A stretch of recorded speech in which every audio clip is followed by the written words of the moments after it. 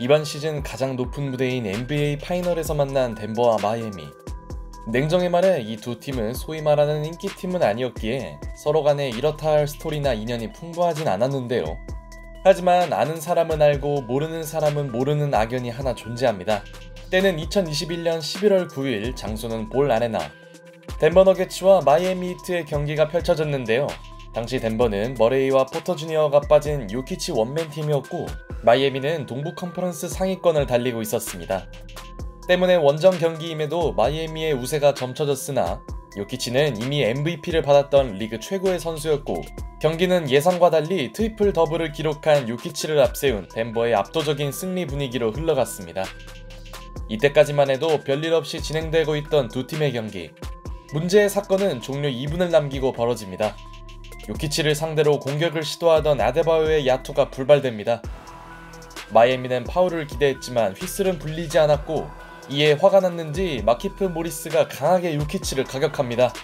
많은 팬들이 알다시피 마키프 모리스는 동생만큼은 아니었지만 NBA에서 꽤나 소문나 있는 허슬 혹은 더티 플레이어였죠. 모리스의 행동은 분명 불필요한 동작이었고 플래그런트를 받을만 했는데요.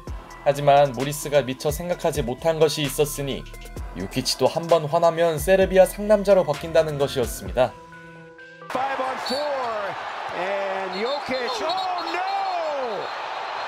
No! Keep the players on the bench. No. 콜라검은 사람을 찢는다 했던가요? 모리스의 더티 플레이에 이성을 잃은 요키치는 그대로 보복해버렸고 예상치 못한 기습을 당한 모리스는 한동안 일어나지 못합니다. 사실 요키치 정도의 체격을 지닌 선수가 저러면 멀쩡할 리 없겠죠. 요키치에게 일격을 맞은 모리스가 오랫동안 쓰러져 있자 한때 들것이 오기도 하는 등 코트 분위기는 꽤나 심각했습니다. 이후 꽤 오랜 시간이 지난 후 모리스는 일어났지만 그는 목 부상으로 인해 무려 4개월을 쉬어야 했죠.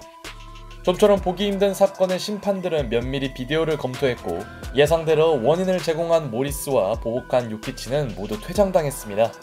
여기까지는 모두가 납득할 수 있는 판정이었죠. 그런데 테크니컬 파울을 받은 선수가 한 명 더 있었는데요. 바로 지미 버틀러였습니다. 요키치와 모리스가 충돌했던 당시 버틀러가 폭언을 했다는 이유였죠. 버틀러는 누군가에게 계속 소리치며 뒤에서 싸우자는 식의 동작을 취합니다. 마치 자신의 동료를 가격한 요키치에게 말하는 것으로 보였지만 나중에 알고 보니 이 행동은 자신에게 모욕적인 발언을 한 덴버의 스티븐 그레이엄 코치를 향한 것으로 밝혀졌죠. 이후 분위기가 얼마나 험악해졌는지 종료 후 두 팀 감독은 악수나 인사조차 하지 않은 채 코트를 떠났고 여전히 분이 풀리지 않은 지미 버틀러는 동료들을 데리고 덴버 라커룸을 찾아가기도 했습니다.